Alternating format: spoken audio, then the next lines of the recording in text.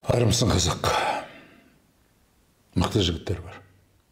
Кейде өзінің ойлап жүрген ойына, қазақ туралы, қазақтың қамын ойлап жүрген, соның дүниетанымын орнына қоямын деп жүрген ойларына өзгелердің ойын біліп білмей қосып алады. Осындай бір кішкентай қателігі бар сөз мына. Тәңір деген сөздің ішінде іңір деген сөз жоқ деп жазған ролигімнің астына Әбдіхан Есенәлиев деген азамат жазыпты. Мықты жігіт. Не жазған ақырын қарап оқып шығайық. Ол былай дейді: Тәңір жаратушының 99 атының бірі дейді. Жаңағы роликті жазуыма себепкер болған адам қайтып отыр. Аздаған томпақ жер бар бұл жерде. Сол туралы айтпақпын. Одан ары былай дейді: іңірдің бөлек қолданылуына қатысты емес дейді. Неге десең, ол 99 есімнің біреуі дейді. Іңір қызыл іңір деп кеш батқанды айтады. Сөз қосалық сөзбен бірге отырып, түрлі мағынамен қолданысқа ене береді. Қазақ тілін мектеп оқулығынан қайта қарап оқы дейді жаңағы азаматқа. Содан кейін барады да былай дейді: ағамыз өте орынды түсіндірді. Тәңір мен іңірде бір-біріне қатысты емес дейді. Міне осылай өзінің пікірін білдіріпті. Бұл жерде нені томпақ деп отыр? Бұл жердегі томпақ Тәңір жаратушының 99 атының бірі деген сөз. Бұл сөз туралы әлі күнге дейін дау жүріп жатыр. Ана инстаграмада да бір балгер, бақсы әйел адам жазып қойыпты. Тәңір ол Аллахтың 99 көркем есімінің бірі деп. Бұған дейін де солай жазылып жатыр. Жеке кездескен кезде де Тәңір дейді, Аллахтың 99 көркем есімінің бірі дейді. Қазір мен мына жерге 99 көркем есімді мына жерге қойып қоямын. Тоқтатып қарап шығыңдар. Оның ішінен Тәңір деген сөзді таппайсың.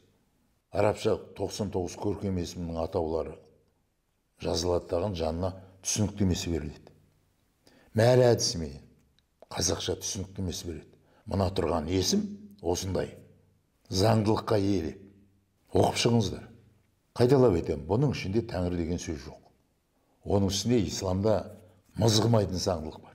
Аллахқа, шынымен Раббыға қосақ қосуға болмайды. Қолдарында ұстап отырған ол кітапта қанша есім бар? Көркем. Қанша анықтаушы есім бар? Сонымен бітті. Ары қарай қосақ қосуға болмайды. Парыздарына да қосақ қосуға болмайды.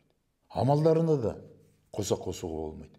Неге десең, қолдарында ұстап отырған ол кітап, ол дәлел.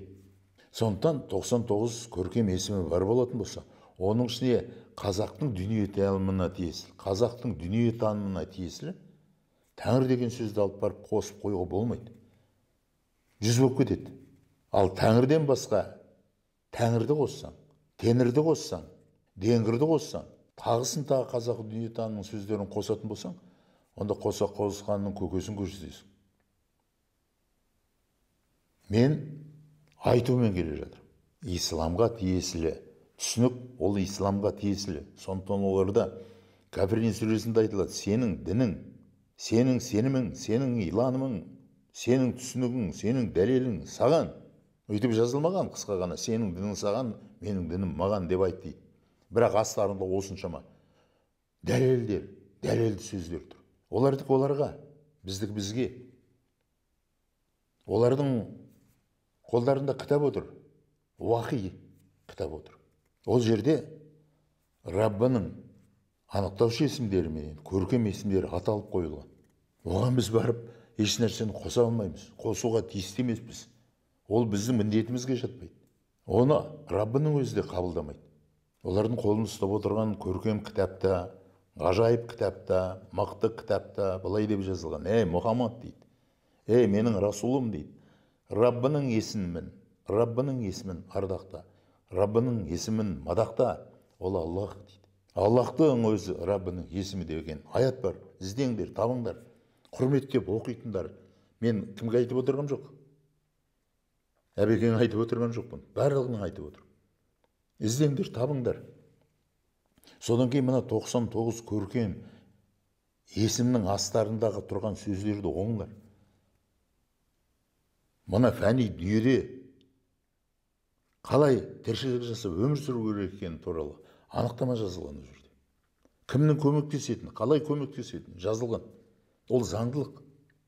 Қалай бақиға кету жолдарына көмектесетіндердің амалдары да ол жерде жазылған. Рахман деді ма, түсін, неге оның артында осындай сөз тұр. Неге олай осылай түсініктеме беріледі деп. Мына жерде түсініктемесі тұр ғой. Мына тұрған 99 көркем есімінде жанында түсініктемесі тұр. Анықтамасы тұр. Мәні мен мағынасы ашылып. Ал біздің Тәңір деген сөз, ол біздің мына жарық дүниені таңдап алғандардың, қазақтың дүние танымының дін діңгегі.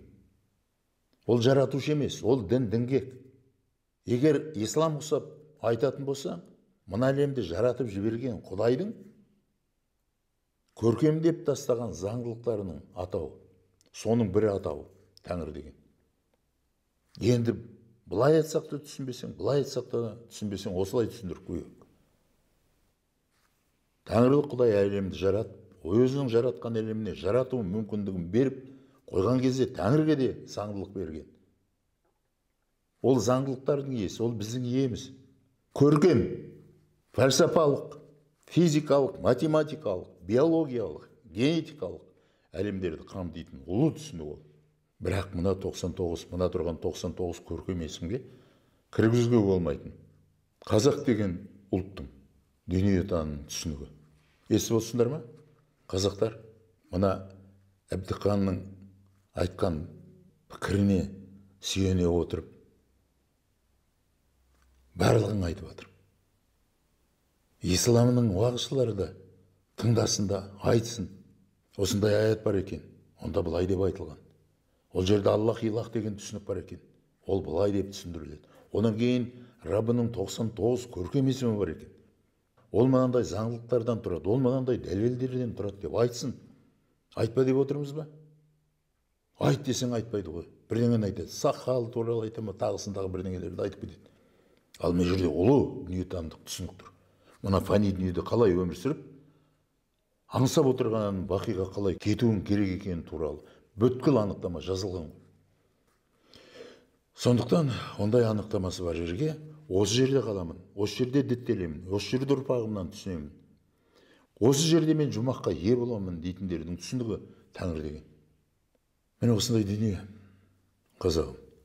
Әр сөзді керемет қып, көркем қып, дүние танымың түгенделіп келе жатыр ма? Онда әлемдік дүние танымның түсініктерімен араластырма. Мүмкіндігінше араластырма. Сондықтан қайталап айтамын. Тәңір деген Раббының 99 көркем есімінің біреуі деп айтушы болма. 100-ші пайда болып кетеді. Қосақ қосуға болмайды. Оны болдырғызбайды. Жарайды, мына жердегі моминдер мен мүслимдер үндемей отыра берсін. Оны Раббының өзі қаламайды. Қосақ қосқызбайды. Санап берді ма 99-ды? 101-шіні жоқ ол. Тәңір ол жерге кіре алмайды. Кіруі мүмкін емес. Міне осындай дүние. Түсінесіңдер ма, қазақтар? Сондықтан болашақта айтушы болмаңдар. Тәңір деген ол Раббының 99 көркем есімінің біреуі деп. Айтуға болмайды. Айтуға болмайды. Тәңір жарылқасын десең, ол өзінше бір сөз. Жаппар ем, ол да 99 есімінің біреуі деп айтып қоюшы өлме. Қателесесің. 99 көркем есімді түгелмен жатқа білді. Егер исламды қабылдаған болатын болса. Егер исламнан хабарың болсын десең, онда сен де жатқа біліп ал. Кейін айтып отырасың. Ана 99 көркемісінде Тәңір деген сөз жоқ. Артық сөйлемеңіз. Сонда жөні дұрыс сөз болады. Сонда жөні дұрыс ой болады. Сонда жөні дұрыс дәлел болады. Ұқтыңдар ма? Жарайды. Бүгінгі осы да жетер. Сау болыңдар.